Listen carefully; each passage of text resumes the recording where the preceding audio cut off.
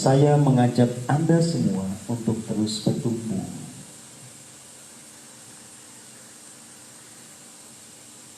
Lewat keheningan yang membuat kita sadar akan keberadaan diri sejati, membuat kita semakin terhubung dengan diri sejati, lalu mengalami proses purifikasi jiwa maupun raga.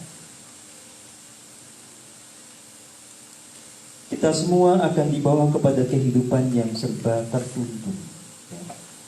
Jadi sebetulnya dalam setiap langkah, dalam setiap kebutuhan kita, itu pasti ada tuntunan agung dari diri sejati kita. Semakin kita jernih dan murni, tuntunan itu semakin jelas bisa kita tangkap. Ya. Kita bisa jelas menangkapnya lewat munculnya pengertian di dalam pikiran kita. Bisa kita mendengar kata-kata atau sabda yang jelas dari dalam. Bisa juga kita mendapatkan vision yang memberikan makna tertentu. Ya. Nah, kalau kemudian kita setia untuk menjalankan semua tuntunan itu, ya, kita akan berproses, kita akan menjangkau tataran di mana betul-betul kita hidup di dalam kebahagiaan surgawi. Hati kita menjadi hati surgawi. Dan terus sampai pada titik kita semakin menyadari kesatuan dengan Sang Sumber Hidup, ya. Yang ini disebut dalam banyak tradisi itu kan beda-beda. Ya. Kalau di tradisinya Ibnu Arabi, ya, itu disebutnya Wahdatul Wujud. Ya. Kalau pakai tradisi Kristen, inilah yang disebut sebagai Unio Mystica. Ya. Kalau pakai bahasa Jawa, ya, Jumbuh Kawulo Gusti. Nah, sekali lagi saya katakan kepada Anda semua, ini bukan akhir dari perjalanan kita. Jadi ketika kita masuk kepada kesadaran ini, ego kita semakin dulu, kita masuk ke proses berikutnya untuk menata segala sesuatunya lebih utuh lagi. Ya. Jadi raga kita ditata, kualitas keilahian di dalam diri kita juga semakin ditumbuhkan. Nah, tadi ketika kita sudah sama-sama tenggelam di dalam keheningan, semakin menyadari kesatuan dengan Sang Sumber, justru pada titik itulah akan disingkapkan realitas tubuh kosmik gitu ya. Nah, kalau teman-teman mau mengerti perbedaannya sederhana. Apa bedanya tubuh kosmik dengan yang biasa kita sebut sebagai diri sejati? Ya? Kalau diri sejati itu kan kita lihatnya di sini, gitu ya. Kalau dilihat wujudnya ya kecil, gitu ya. Yang bertahta di sini. Makanya kalau dalam lakon wayang Dewa Nuci itu ya, Dewa Nuci itu atau diri sejati itu bentuknya seperti kita tapi kecil. Gitu ya. Nah, tubuh kosmik ini bedanya adalah dia bertahtanya di sana, gitu ya. Kalau diri sejati ini di sini, kalau yang tubuh kosmik itu proyeksi diri kita yang agung di jagat raya. Nah, kita ada dalam proses untuk menyelaraskan semuanya. Setelah kita terhubung dengan diri sejati, kita juga bisa menyingkap keberadaan tubuh kosmik menjadi selaras dengannya. Nah, pada titik itulah kita akan mengalami transformasi lebih jauh hingga di tataran ragawi kita, gitu ya. Jadi lewat keterhubungan dengan diri sejati, dengan tubuh kosmik, terlimpahlah kepada kita energi semesta yang agung. Maka semua chip di dalam diri kita itu dibersihkan. Jadi semua cakram atau instrumen yang merekam semua jejak kesadaran di kehidupan kita sekarang maupun kehidupan kita masa lampau maupun yang kait dengan keadaan leluhur kita, itu kemudian dimurnikan, dijernihkan dengan energi dari tubuh kosmik. Nah, kalau semua chip itu jernih, chip itu kan memang membentuk struktur Merkaba, itu akan nyala, gitu loh. Nyalanya Merkaba itu adalah indikasi Merkaba kita bangkit. Nah, Merkaba bangkit itu menandakan kita ada dalam kemurnian yang paripurna, tidak hanya pada level jiwa tapi juga pada level ragawi. Ya. Nah, kalau orang sudah murni seperti itu, dia ada di dalam tataran yang semakin halus, Harmoni mencerminkan keindahan dan keagungan dari sang sumber hidup dan jagat raya. Nah, kalau teman-teman nanti terus itu ya nanti akan ketemu layer-layer berikutnya.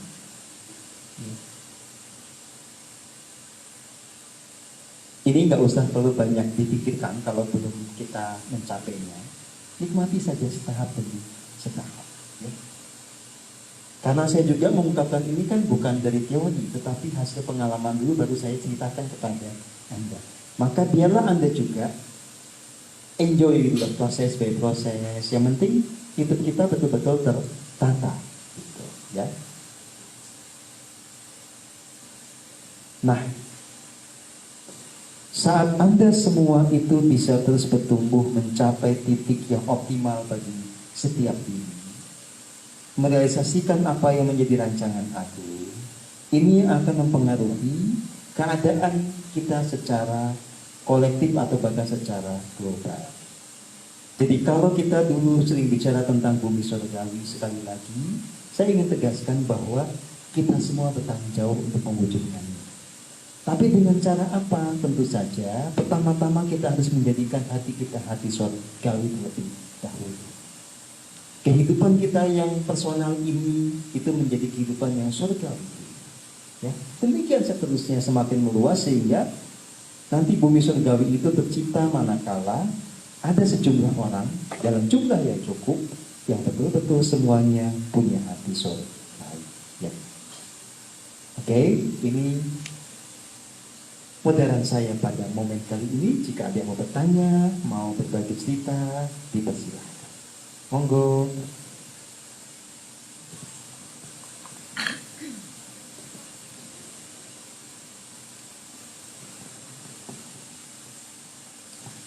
Sekali-kali kita itu harus ngasih kesempatan kepada Mas Wawan ya untuk berbagi cerita. Jadi Mas Wawan silakan maju ke depan. Gak boleh kabur. Tolong tangkep. Aja ngomong tobrak. Sini nak.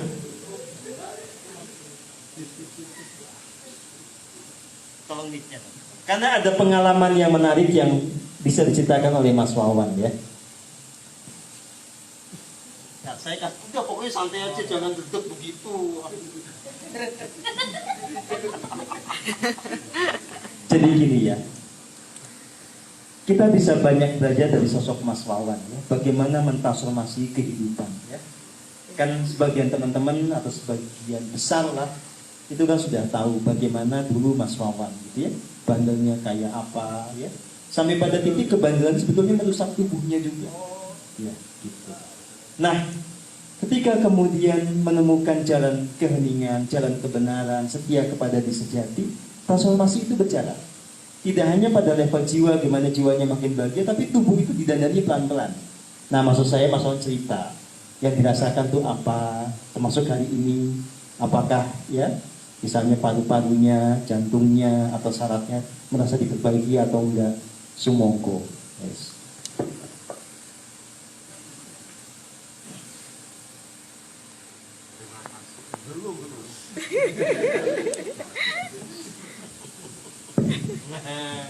Terima kasih atas waktunya. Kalau dari pengalaman saya itu, organ-organ tubuh saya itu dulunya itu semuanya rusak semuanya. Saya rasakan dari jantung, kedua paru-paru, ginjal, saraf, ya semuanya organ semuanya itu rusak. Gitu, kalau mau dijual nggak laku itu. Nggih, ngoten itu. Tapi demi tahap saya berjuang belajar meditasi ini, ada perubahan dari sistem saraf saya itu. Kalau dulu itu dipegang gini saya pasti menangis. Sakit, saking sakitnya yang potong rambut itu, dipotong rambutnya gini pasti mengeluarkan nangis terus gitu. Nah, setelah itu berapa tahun ya itu ya Mas, nah, setelah dipotong rambutnya kok nggak sakit. Ini ada perubahan di fisik saya. Nah, setelah itu di jantung saya itu ya karena dulu saking buruknya kan mas, nah, itu jantungnya itu lemah banget. Sering agak stres sedikit aja udah seperti mau mati itu, lemes gitu. Tapi setelah itu ya tetap saya berjuang, terus meditasi untuk penjernihan dan penumbuhan di fisik saya. Ya sekarang saya rasakan sih udah merasa nyaman gitu.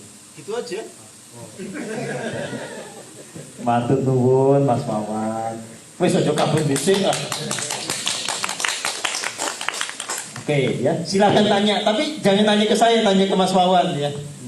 Silakan.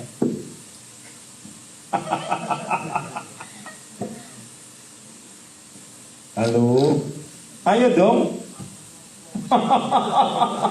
Silakan Mas Tep.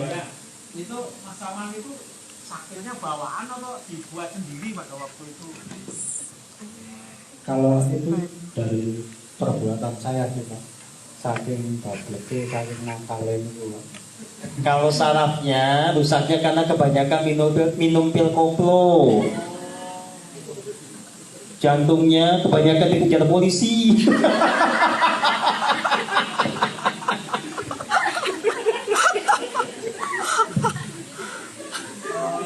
Ya memang rusak semuanya sih Pak. Itu saya rasakan ini semuanya itu rusak semua Itu itu. enggak, maksudnya yang saya tanyakan bagaimana si Mas Wawan kok tahu bahwa semuanya rusak itu gimana?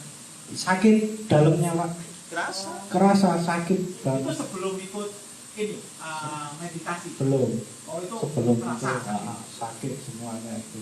Nah setelah itu ikut meditasi itu, tiap meditasi saya keluar keringatnya semuanya karena di dalam saya itu banyak racunnya Pak. Nah, itu ya karena sering narkoba, sering seperti itulah. Minum. Nah, Makanya ini satu kelas. setelah itu telapak tangan saya itu dulunya nggak putih, biru warnanya itu, saking banyak racunnya itu kan. Nah, setelah meditasi berkeringat keringat terus keluar itu kan. Nah, sekarang udah putih kembali.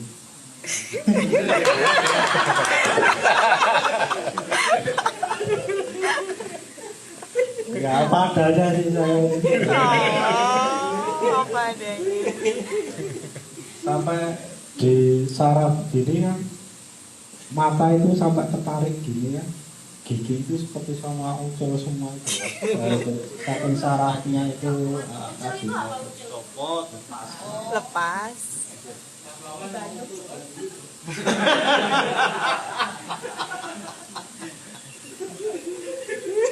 Sekarang udah mending Pak, udah ya jauh lah. Nah, dari yang pertama udah jauh. Udah.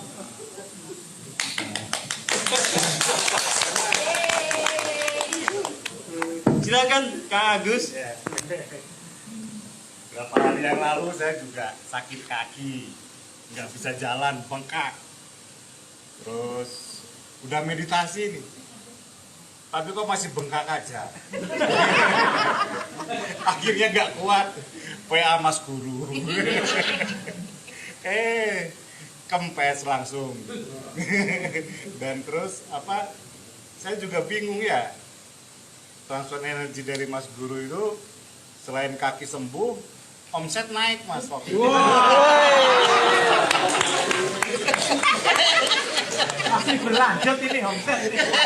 Berlanjut omset ini. Jadi yang pertama saya tanyain Mas Wawan, meditasinya itu gimana Mas? Lalu yang kedua, kalau susah-susah ya minta tiap hari aja dari Mas Guru ya energi ya, biar omset naik terus. Gimana Mas? Kan kita saudara Mas. Kalau meditasi menyembuhkan Kalau pas meditasi cara menyembuhkan ya, saya kalau bagian yang sakit gitu kan, nah itu saya minta maaf di bagian organ yang sakit. Nah, itu. Walaupun itu nggak sekali sembuh, saya tetap berjuang untuk memancarkan kasih dan kebahagiaan. Karena di fisik saya ya saya yang merusak, jadinya saya yang minta maaf. Kalau kasusnya Pak Agus memang agak beda kemarin. Kenapa cepat gitu ya? Karena itu bukan murni sakit fisik. Kalau murni sakit fisik itu nggak akan secepat itu, karena dia butuh proses yang namanya fisik itu ya untuk bisa pulih seperti sedia kala. Itu kesambar demit Pak kakinya Pak.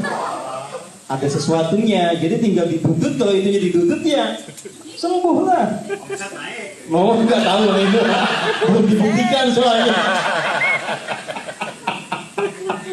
Jelas bukan demi omset. Ya gitulah Pak Agus. Nah, jadi memang di minggu ini beberapa teman itu dapat gangguan yang fisik, ya fisikal gitu ya. Ada yang kayak Kak Agus, tiba-tiba kakinya bengkak susah jalan. Ada yang pinggangnya kena, jadi dia susah bangun. Ini sembuhnya juga barengan ketika mereka pada WA, yang nggak lama kemudian pada sembuh. Itu sih. Tapi serangan atau gimana? Ya serangan kan pada gemes. Ini orang rajin banget sih meditasi, wah sikat gitu loh. Biasa yang gitu sih Pak. Ya biasa. Jadi nggak usah baperan, itu akan terus kita alami. Ya. Tanya Pak Robi kalau nggak percaya. Ya. Oke, ya. Kita kalau nggak mendengarkan petuah dari Pak Robi nggak abdol.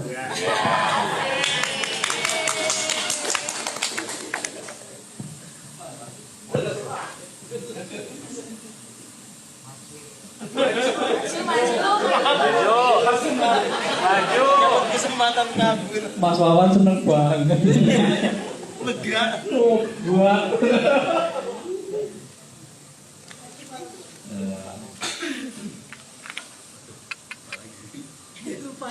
Apa ya? Bentar ya.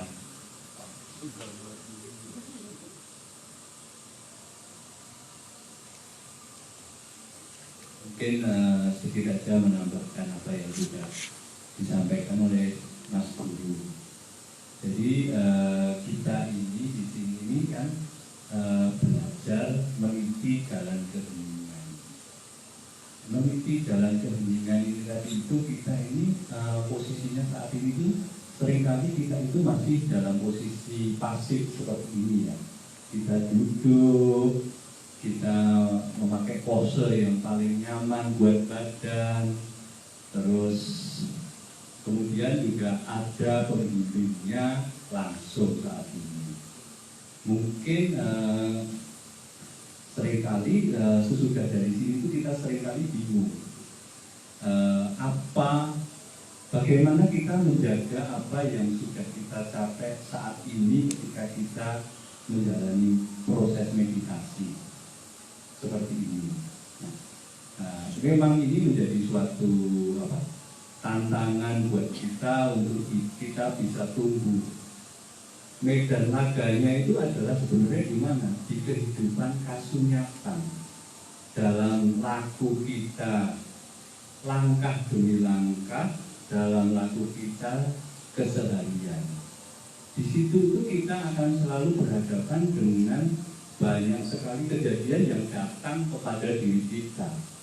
Ketika hal itu datang, kita ini bisa enggak tetap keheningan yang saat ini kita dapatkan dalam posisi ini itu hadir saat itu, mewujud nyata. Dalam menghadapi kenyataan itu tadi itu kita ada di mana? Vibrasi kita itu ada di mana? Apakah kita tetap bisa bervibrasi kasih pada saat menghadapi itu, ataukah kita istilah Mas Guru tadi adalah apa? Ngawur gitu ya tadi istilahnya. Nah, kita ada di mana? Sebenarnya itulah laku yang sebenarnya. Kita ada di mana? Kalau kita coba teliti lebih jauh sedikit gitu ya, dalam keheningan tadi itu kita akan mulai paham sebenarnya ketika kita menghadapi sesuatu yang tidak nyaman buat kita, terus akhirnya kita yang paling gampang apa? Emosi. Yang paling gampang apa? Menyalahkan pihak lain. Nah, sebenarnya ketika kita menghadapi itu, kita itu kalau kita bisa sedikit aja menyentuh keheningan, kita itu akan paham kita ada di mana tadi. Siapa yang ngajak kita emosi? Siapa yang ngajak kita untuk menyalahkan orang lain? Apakah kita itu mau ya? Ini saya bilang kita itu cuma perlu mau untuk mengizinkan sang semesta yang ada di diri kita itu mewujud bervibrasi tadi. Ataukah ego kita yang mengajak kita emosi, ego kita yang mengajak kita untuk menyalahkan pihak lain atau dan sebagainya tadi untuk menjadi justifikasi pembenaran terhadap apa yang kita hadapi. Itu sebenarnya adalah tantangan kita untuk selalu bisa bertumbuh dalam alam kasunyatan. Mungkin itu saja pesan yang saya dapat, Mas Tio. Iya, Maaf kalau matur nuwun ya. Jadi menegaskan tadi apa yang sudah disampaikan di awal.